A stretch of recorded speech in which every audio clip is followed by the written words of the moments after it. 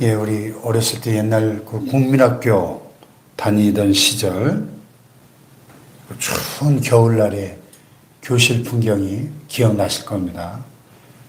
예, 교실 한가운데 큰 그 조개탄, 갈탄 난로가 있고, 예, 점심시간이 다가오면 어떡합니까? 당번들이 아이들 그 양은 도시락을 싹 걷어가지고 난로 위에 층층이 쌓아놓던 그 시절이 있었죠. 근데 그 도시락 뚜껑을 딱 열어보면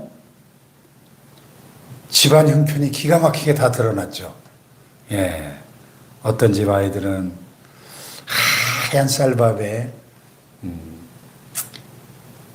핑크색 소세지에 계란 프라이가 있는 좀 잘 사는 애들.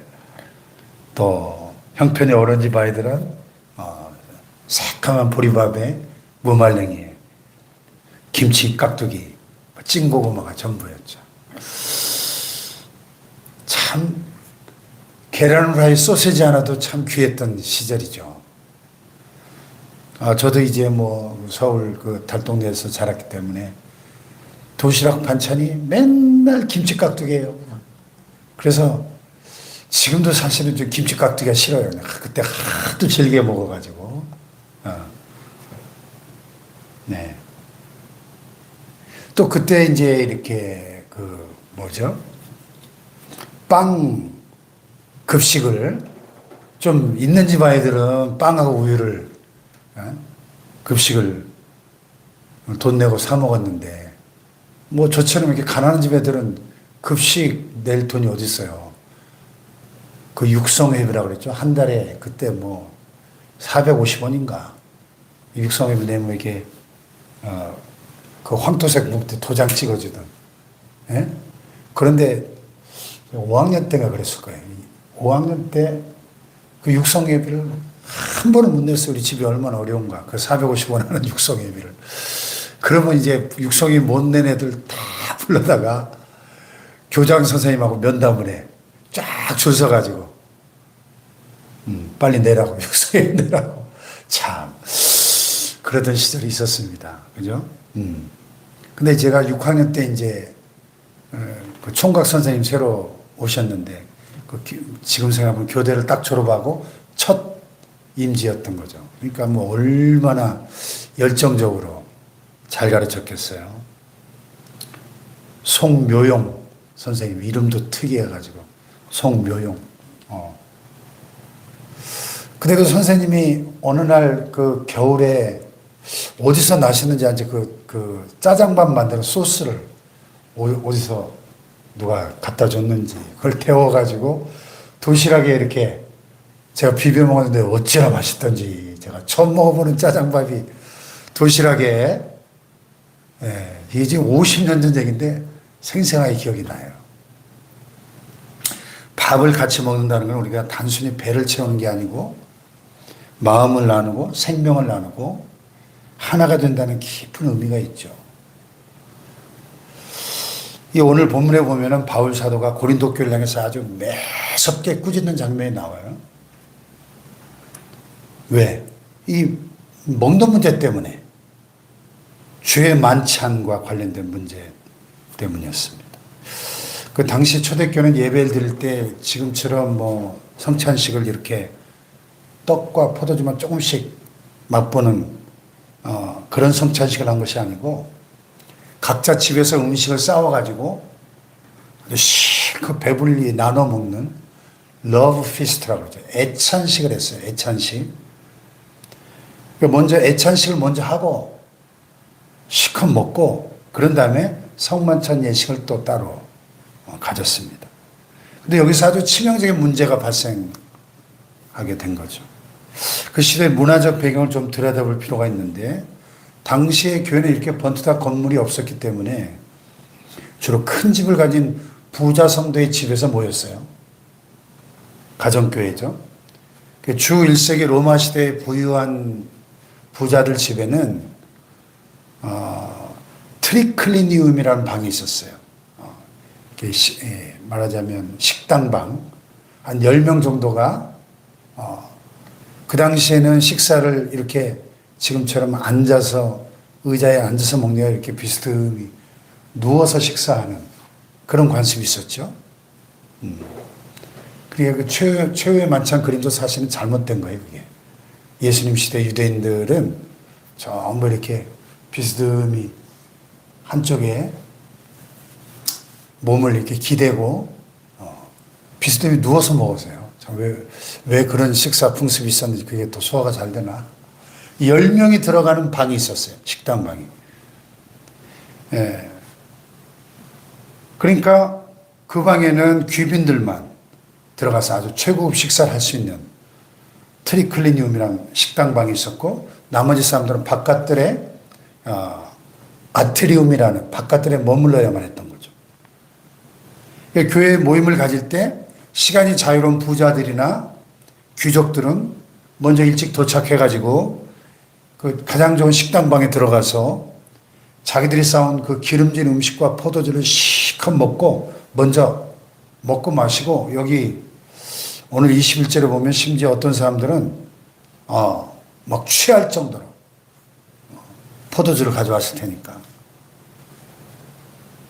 반면에 하루 종일 주인의 밭에서 뼈 빠지게 일하다가 밤늦게 헐레벌떡 뛰어온 노예 출신 성도들이나 가난한 일꾼들은 그 바깥들에서 식당방에 들어오지도 못하고 바깥들에서 그저 남은 찌꺼기나 또 그나마도 없어서 쫄쫄 굶었던 거예요. 지금 그 얘기를 하고 있는 겁니다. 이는 먹을 때 각각 자기의 만찬을 먼저 갖다 먹으면 어떤 사람은 시장하고 어떤 사람은 취함이라. 부자들은 그냥 실컷 먹고 막 취할 정도로 그렇게 다 먹어버리고, 늦게 온 가난한 성도들은 쫄쫄 굶고 제대로 못 먹었다는 거죠. 그러니까 세상에서의 그 신분과 이 빈부의 격차가 교회 안에도, 예수님의 보혈로 하나 되어야 될 교회 안에도 그대로 들어와 버린 거예요. 그래서 그 소식을 들은 바울이 22절에 막 불같이 화를 내죠. 22절에 보니까 너희가 먹고 마실 집이 없느냐? 너희가 하나님의 교회를 업신여기고 빈궁한 자들을 부끄럽게 하느냐? 내가 너에게 무슨 말을 하랴? 너희를 칭찬하랴? 이것으로 칭찬하지 않노라. 그래서 매섭게 야단치고 있는 거죠. 여러분, 세상은 늘 지금 이 시대도 차별이 있잖아요. 차별이. 세상의 그 돈과 권력과 또 가진 정도에 따라, 배움의 정도에 따라 드러내놓고 하진 않지만, 보이지 않는 차별이 엄연히 있지 않습니까? 근데 교회 안에도 그 세상에 사는 차별이 그대로 존재한다면 과연 그것이 옳은 것이냐 하는 거죠. 오늘 묵상에서의 재미있는 이야기가 나오는데, 아프리카 케냐의 선교지에 가면은 장사꾼들이 늘 물건을 팔면서 굿 프라이스 해주겠다. 좋은 가격에, 요새는 착한 가격이라는 말을 많이 쓰죠. 좋은 가격에, 착한 가격에 주겠다고 이렇게 입버릇처럼 그런답니다. 그래서 What is good price? 착한 가격이 뭐냐? 좋은 가격이 뭐냐? 그러면 현지인 가격으로 주겠다. Resident price. 현지인 가격. 똑같은 물건도 사람에 따라서 파는 가격이 다르다는 거죠. 세상은 늘 이렇게 사람을 차별하고 줄을 세웁니다. 하지만 교회는 그래서는 안 된다는 거죠. 교회는 예수님의 십자가의 피로 세워진 곳이기 때문에. 그래서 바울은 이러한 그 분쟁의 해결책으로 가장 근본적인 복음의 본질에 대해서 23절 이하에 보면 성만찬 제정의 말씀을, 우리가 성찬식 때 늘 이 말씀을 집내자가 쭉 낭송을 하죠. 자, 23절 25절까지 한번 읽어볼까요? 시작. 내가 너에게 전한 것을 주께 받은 것이니 곧 주 예수께서 잡히시던 밤에 떡을 가지사 축사하시고 떼어 이르시되 이것은 너희를 위하는 내 몸이니 이것을 행하여 나를 기념하라 하시고 19회 또한 그와 같이 잔을 가지시고 이르시되 이 잔은 내 피로 세운 새 언약이니 이것을 행하여 마실 때마다 나를 기념하라 하셨으니. 아멘. 예수님께서 십자가 위에서 못 박혀서 당신의 살을 찢으시고 그리고 피를 흘리실 때 부자들만 위해서, 귀족들만 위해서, 가진 자들만 위해서 피를 흘리셨는가 하는 거죠. 저 바깥들에서 굶주린 배를 움켜쥐고 눈물 흘리는 저 가난한 불쌍한 노예들을 위해서도 동일하게 당신의 모든 것을 내어주신 것이 아닌가 하는 거죠. 그 성만찬의 식탁은 내가 잘라서 앉는 자리가 아니고 전적인 주님의 은혜로 초청받은 자리 아니겠습니까? 이 십자가의 은혜 앞에서는 잘난 사람도 못난 사람도 가진 사람도 없는 사람도 다 똑같은 용서받은 죄인들일 뿐이다 하는 사실을 바울은 지금 상기시키고 있는 거죠. 그러므로 진정한 성만찬을 행하는 공동체는 내 곁에 있는 지체를 위해서 기꺼이 나의 기득권을 내려놓고 기다려줘야 되겠죠. 나보다 늦게 오는 가난하고 그 연약한 지체가 다 올 때까지 음식을 남겨놓고 그들이 도착하면 가장 따뜻한 자리에 내어주고, 이게 예수님의 몸과 피를 나누는 진정한 하나님의 가족, 식구가 아니겠어요? 식구가 뭐예요? 먹을 식자에 이 부자잖아요. 같이 밥상을 나누는 거. 영적인 하나님의 가족의 참모습 아니겠습니까?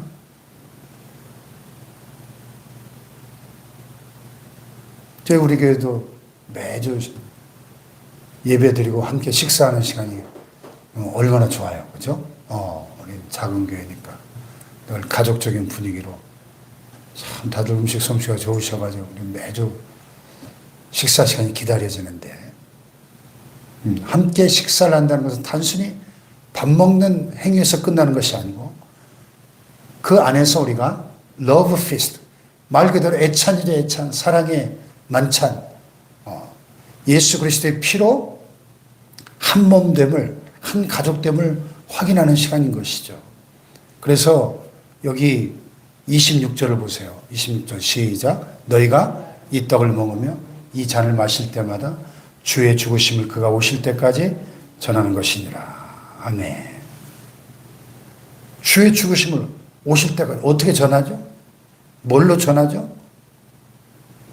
말로만 전하는 것이 아니고 교회 안에 가난한 자, 병든 자, 소외된 자, 연약한 자들을 차별 없이 품어내고 서로 떡을 떼면서 뜨겁게 사랑하는 그 십자가의 밥상 공동체를 보여줄 때 세상은 바로 우리를 통해서 살아계신 예수 그리스도를 보게 될 것이다.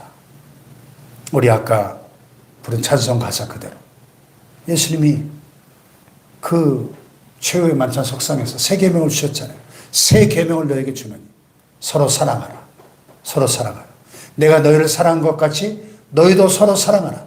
너희가 서로 사랑하면 이로써 모든 사람들이 너희가 내 제자인 줄 알리라. 우리가 서로 사랑할 때 세상이 우리를 보면서 서로 사랑하는 그 모습을 보면서 우리가 주님의 제자된 것을 알게 될 것이라고 말씀하지 않습니까? 할렐루야. 네. 그래서 우리의 가정 안에서 또 직장과 일터 안에서 이 교회의 모든 모임 속에서 나를 위해 살을 찢으시고 온몸에 물과 피를 다 쏟아주신 예수님의 이 십자가 사랑을 기억하면서 내 곁에 있는 그 연약한 이들, 소외된 이들을 따뜻하게 품어주고 사랑으로 하나 되는 이러한 은혜의 통로가 되시길 주님의 이름으로 간절히 축원합니다. 기도하십시다. 주신 말씀 붙잡고 이 십자가의 본질을 회복하는 저희들 되게 하여 주시옵소서. 우리 교회가 되게 하옵소서. 우리가 예배하고 모일 때마다 나를 위해 살을 찢으시고 피 흘리신 예수님의 십자가의 은혜를 가장 먼저 기억하고 내 공로나 자격을 내세우는 교만을 내어버리고 우리 주님의 긍휼과 자비하심을 의지하는 겸손한 저희들 되게 하여 주시옵소서. 그래서 차별 없는 사랑의 공동체를 이루어갈 수 있도록 우리 교회가 세상의 기준이나 빈부귀천 가지고 사람을 판단하고 차별하지 않게 하시고 진정한 사랑의 밥상 공동체가 되게 하여 주시옵소서. 그래서 이 주님의 죽으심을 오실 때까지 전파하는 십자가의 복음을 세상에 흘려보내는 복음의 통로가 되게 하여 주시옵소서. 우리 주신 말씀 붙잡고